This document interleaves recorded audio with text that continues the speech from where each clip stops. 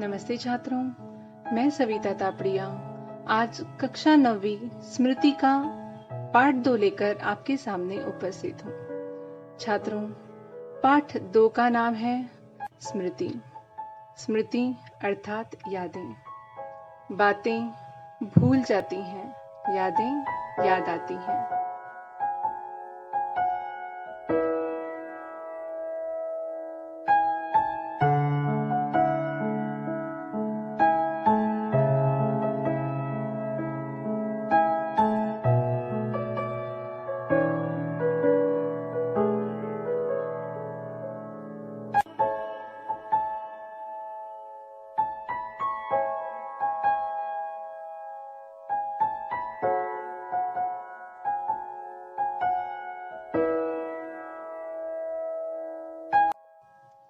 स्मृति पाठ के लेखक हैं श्री राम शर्मा, जिनका जन्म मैनपुरी उत्तर प्रदेश में 23 मार्च 1892 को हुआ तथा मृत्यु 1967 ईस्वी में।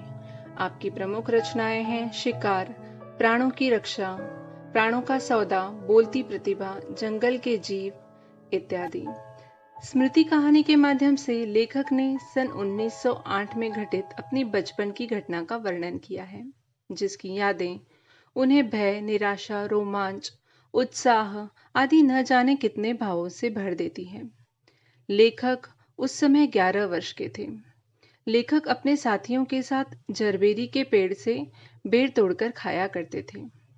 मक्खनपुर की स्कूल में जाते समय रास्ते में एक कच्चा कुआं पड़ता था, जिस कुएं में लेखक और उनके मित्र शरारत करते हुए मिट्टी का ढेला फेंका करते थे। उस कुएं में एक सांप पड़ा हुआ था। जब भी वे उस कुएं में ढेला फेंकते तो सांप जोर की फुफकार मारता और बच्चे शरारत के मजे लिया करते थे। इस क्रिया को बच्चे बार बार स्कूल जाते समय और आते समय, अर्थात गांव से मक्खनपुर और मक्खनपुर से गांव आते समय बार बार दोहराया करते। अब यह बच्चों की रोज की आदत पड़ गई थी, या यूं कहिए कि यह तो उनके लिए एक खेल सा हो गया था। एक दिन की बात है, जब लेखक अपने दोस्तों व छोटे भाई के साथ जरबेरी के पेड़ से बेर तोड़कर खा रहे थे। तभी उनके एक मित्र ने उनसे कहा कि उनके बड़े भाई उन्हें बुला रहे हैं, तो उन्हें जल्दी घर जाना चाहिए।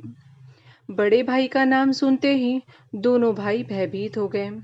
उन्हें ऐसा लगा कि जाने बड़े भैया या बड़े भाई साहब उन्हें क्यों बुला रहे हैं और उन्हें तुरंत घर जाना चाहिए। जब वे घर के लिए निकले तब अनेकों ख्याल उनके दिमाग में घूम रहे थे कि कहीं किसी ने उनसे जरबेरी के पेड़ वाली शिकायत तो नहीं कर दी। इन सारे ख्यालों में चलते हुए जब वे बड़े भाई के सम्मुख पहुंचे तो बड़े भाई साहब कोई पत्र लिख रहे थे। इन सबको देखकर लेखक और उनके छोटे भाई को थोड़ा सा सांत्वना मिली और उन्हें यह ख्याल आ गया कि बड़े भाई साहब ने किसी तरह की डांट या फटकार के लिए उन्हें वहां पर नहीं बुलाया है।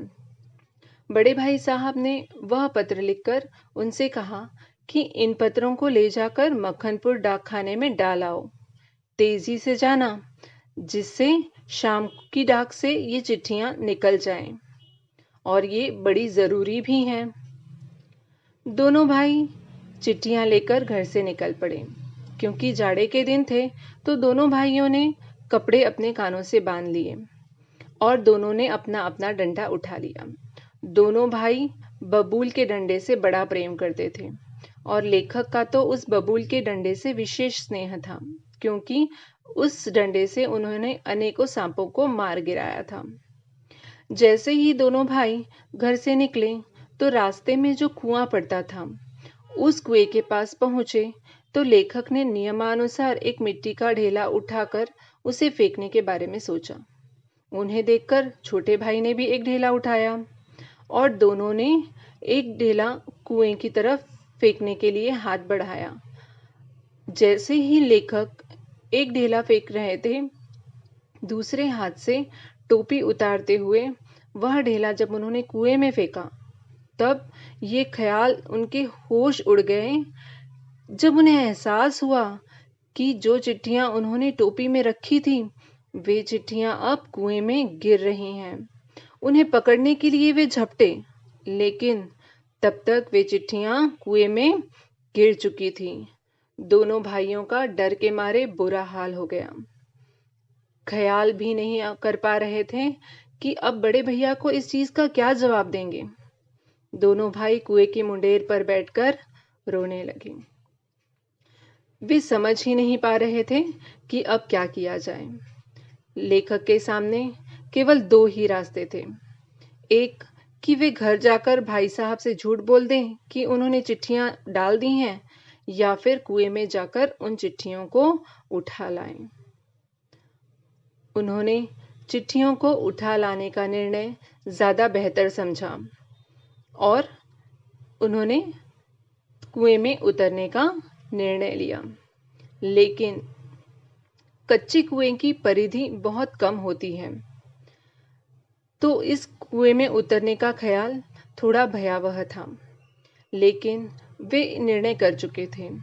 उन्होंने अपने छोटे भाई की धोती, कान पर बांधा हुआ रुमाल, इन सारी कपड़ों को एक से एक गार्ड बांधकर उस कुएं में उतरने के लिए तैयारी की।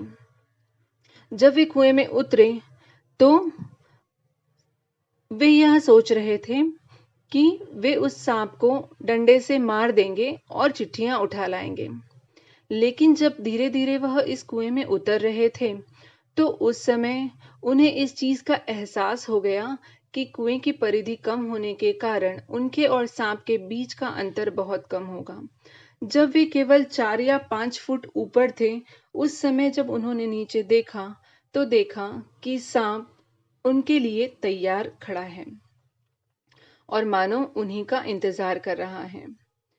वे किसी तरह से उस कुएं में उतरे और जब वे उस कुएं में उतरे तो उन्होंने सांप को मारने का ख्याल छोड़ दिया, क्योंकि डंडा घुमाना उस कुएं में संभव नहीं था। अब उन्होंने निर्णय लिया कि वे बिना सांप को मारे चिट्ठियां उठा लाएंगे और क्रोधित सांप ने उन पर बार बार हमला किया। दांत गड़ाए, विष उगला। बड़ी कठिनाई से सांप का ध्यान बटाते हुए लेखक ने चिट्ठियां उठाई और हाथों से के सहारे 36 फुट ऊपर चढ़कर कुएं से बाहर निकले। जिस समय लेखक कुएं से बाहर निकले तो वे बुरी तरह से हाँफ रहे थे, लेकिन उस निर्णय के कारण वे उन चिट्ठियों को बाहर ला पाए। अब उन्होंने उन चिट्ठियों को सबसे पहले मक्खनपुर के डाकखाने में डाल दिया और जिस एक गांव के लड़के ने उन्हें ये चिट्ठियां उठाते हुए या सांप के साथ कुएं में उतरते हुए देखा था, उन्होंने उसे धमकाया कि वह घर जाकर किसी से कुछ भी नहीं कहेगा। और इस घटना का जिक्र एक लंबे समय तक लेखक ने किसी से नहीं किया। दिन बीतते गए और लेखक बड़े हुए। मैट्रिकुलेशन की परीक्षा के बाद लेखक ने अपनी माँ से इस घटना का जिक्र किया, जिसे सुनकर माँ ने उन्हें अपने आंचल में छिपा लिया। मानो वे घबरा रही थी कि न जाने क्या होगा। छात्रों, इस रोमांचक घटना में अपनी शरारत और उससे उत्पन्न गंभीर परिस्थितियों से निपटने की स्मृति लेखक आजीवन नहीं भूल पाए। तो छात्रों, लेखक की स्मृतियों को यहीं विराम देते हैं। धन्यवाद।